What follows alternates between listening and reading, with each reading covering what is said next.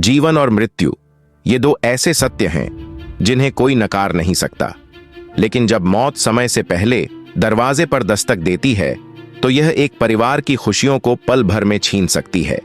सवाल यह है, क्या मृत्यु केवल एक अंत है या इसके पीछे भी कोई गहरी सच्चाई छुपी है? आज की कहानी हमें जीवन, मृत्यु और स्वार्थ की गहराई से रूबरू कराएगी। यह कहानी सिर्फ आपके दिल को छूने वाली नहीं है, बल्कि आपके सोचने के तरीके को भी बदल देगी। क्या होता है जब एक पिता अपने मृत बेटे को श्मशान ले जाता है और वहां दो चालाक प्राणी उसे अपने स्वार्थ के लिए बहकाने की कोशिश करते हैं, और फिर अचानक कुछ ऐसा होता है जो किसी ने भी सोचा नहीं था। आखिरकार कौन जीतता है, स्वार्थ, करुणा या ईश्वर की मर्जी? जानने के लिए इस कहानी को अंत तक जरूर देखें। बहुत समय पहले एक गांव में एक धर्मनिष्ठ ब्राह्मण रहते थे। उनका जीवन कठिन तपस्या और धार्मिक कर्मों से भरा था। कई वर्षों तक संतान सुख से वंचित रहने के बाद उन्हें पुत्र रत्न की प्राप्ति हुई। इस बेटे का जन्म उनके लिए किसी आशीर्वाद से कम नहीं था। परिवार में खुशियों का माहौल था।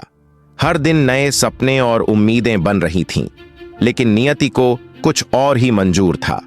एक दिन बालक को एक गंभीर बीमारी ने घेर लिया। तमाम प्रयासों के बावजूद ब्राह्मण अपने पुत्र को बचा नहीं सके। बेटे की मृत्यु ने उनके जीवन में अंधकार भर दिया। उस दिन के बाद उनकी दुनिया जैसे थम सी गई। ब्राह्मण ने भारी मन से अपने पुत्र का शव उठाया और उसे अंतिम संस्कार के लिए श्मशान ले गए। श्मशान का वातावरण सन्नाटे और भय से भरा हुआ था। श्मशान वहीं था जहां एक गिद्ध और एक सियार वर्षों से निवास करते थे। दोनों प्राणी श्मशान में आने वाले शवों पर निर्भर थे और अपनी सहूलियत के लिए उन्होंने एक अनूठा समझौता कर रखा था। दिन में शव गिद्ध का भोजन बनते थे और रात में सियार की बारी आती थी। जब उन्होंने ब्राह्मण को पुत्र के शव के साथ आते देखा तो दोनों प्रसन्न हो गए, लेकिन साथ ही उन्होंने अपनी योजनाएं बुननी शुरू कर दीं। गिद्ध ने सोचा कि यदि ब्राह्मण दिन में शव को छोड़कर चला गया तो यह उसके हिस्से में आएगा। वहीं सियार ने निर्णय लिया कि किसी भी हालत में ब्राह्मण को रात तक रोके रखना है ताकि शव उसकी बारी में आए। गिद्ध तुरंत ब्राह्मण के पास गया। उसकी आंखों में स्वार्थ था, लेकिन शब्दों में वैराग्य का संदेश। उसने ब्राह्मण से कहा, ब्राह्मण देव, आपके दुख का कारण इस मोह और माया में फंसा हुआ मन है। मृत्यु तो शाश्वत है। संसार में जो आया है उसे एक दिन जाना ही होगा। आपके पुत्र का समय समाप्त हो चुका है। अब यह शरीर केवल एक पिंड है।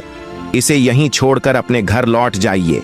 संध्या का समय निकट है और श्मशान इस समय अत्यंत भयावह हो जाता है। शीघ्र प्रस्थान करना ही उचित है। गिद्ध की बातें सुनकर ब्राह्मण के साथ आए रिश्तेदारों को भी सहमति हुई। वे ब्राह्मण से कहने लगे, यहां रुकने से कोई लाभ नहीं है। बालक अब वापस नहीं आएगा। चलिए घर लौट चलते हैं। सियार, जो छिपकर यह सब देख और सुन रहा था, गिद्ध की चाल को समझ गया। उसने तुरंत स्थिति संभालने की ठानी। वह ब्राह्मण के पास गया और बड़े भावुक शब्दों में बोला, हे ब्राह्मण, क्या आप इतने कठोर हो सकते हैं? यह बालक आपके जीवन का आधार था। इससे इतना प्रेम करने के बाद भी क्या आप इसे इतनी जल्दी छोड़कर जा सकते हैं? कम से कम संध्या तक रुक जाइए। श्मशान का समय तो मृत आत्मा को सम्मान देने का होता है। यदि आपने इसे जल्दबाजी में छोड़ दिया तो आप इसे अंतिम बार ठीक से देख भी नहीं पाएंगे। सियार ने आगे जोड़ते हुए कहा, जो श्मशान की ओर जा रहा हो उसे अपने अपनों की सबसे अधिक आवश्यकता होती है। कम से कम इसे सूर्यास्त तक देख लीजिए, शायद कोई चमत्कार हो जाए। सियार की बातें सुनकर ब्राह्मण और परिजन कुछ पिघल गए। उन्होंने लौटने का विचार त्याग दिया। अब गिद्ध के चेहरे पर चिंता साफ झलकने लगी। उसने फिर से अपनी चालाकी का सहारा लिया और कहा, आप ज्ञानी हैं, फिर भी इस कपटी सियार की बातों में आ गए। इस संसार में जो बना है वह नष्ट होता ही है। शोक करना मृत आत्मा के लिए पीड़ादायक होता है। इसे अपने अपने घर ले जाकर अंतिम संस्कार करें। सियार ने गिद्ध की बात काटते हुए कहा, आपका पुत्र यदि जीवित होता तो क्या वह आपका वंश आगे नहीं बढ़ाता? यह कुल का दीपक था। इसे इस प्रकार छोड़ देना अनुचित है। कम से कम सूर्यास्त तक प्रतीक्षा करें। ब्राह्मण और परिजन दोनों प्राणियों की बातों में उलझ गए। वे समझ नहीं पा रहे थे कि क्या सही है और क्या गलत। सूर्य धीरे धीरे अस्त होने को था। ब्राह्मण ने पुत्र का सिर अपनी गोद में रखा और जोर जोर से विलाप करने लगा।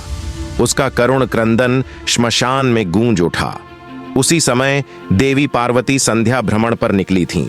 उन्होंने ब्राह्मण और उसके परिवार की पीड़ा देखी। उनका हृदय द्रवित हो गया।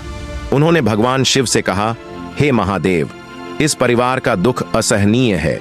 कृपया इस बालक को जीवन दान दें। भगवान शिव प्रकट हुए। उन्होंने बालक के शरीर को छुआ और उसे पुनर्जीवित कर दिया। बालक के चेहरे पर मुस्कान लौट आई। गिद्ध और सियार यह चमत्कार देखकर हतप्रभ रह गए।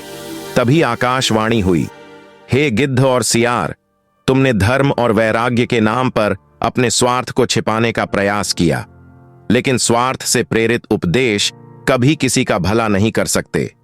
तुम्हें इस अधम योनि से शीघ्र मुक्ति नहीं मिलेगी। गिद्ध और सियार शर्मिंदा होकर वहां से चले गए। यह कहानी हमें सिखाती है कि स्वार्थ से प्रेरित ज्ञान कभी भी सच्चा नहीं हो सकता। सच्चा धर्म वही है जो निस्वार्थ होकर दूसरों के दुख में साथ खड़ा हो। जीवन और मृत्यु शाश्वत सत्य हैं, लेकिन करुणा और प्रेम ही वह रास्ता है जो हमें ईश्वर के करीब ले जाता है। इसलिए अपने जीवन में सच्चाई और निस्वार्थता को अपनाएं। दोस्तों, अगर यह कहानी आपको प्रेरणा देती है तो इसे लाइक करें, अपने दोस्तों के साथ शेयर करें और हमारे चैनल प्रेरणा पट को सब्सक्राइब करें। जीवन की और भी प्रेरणादायक कहानियों के साथ फिर मिलेंगे। धन्यवाद।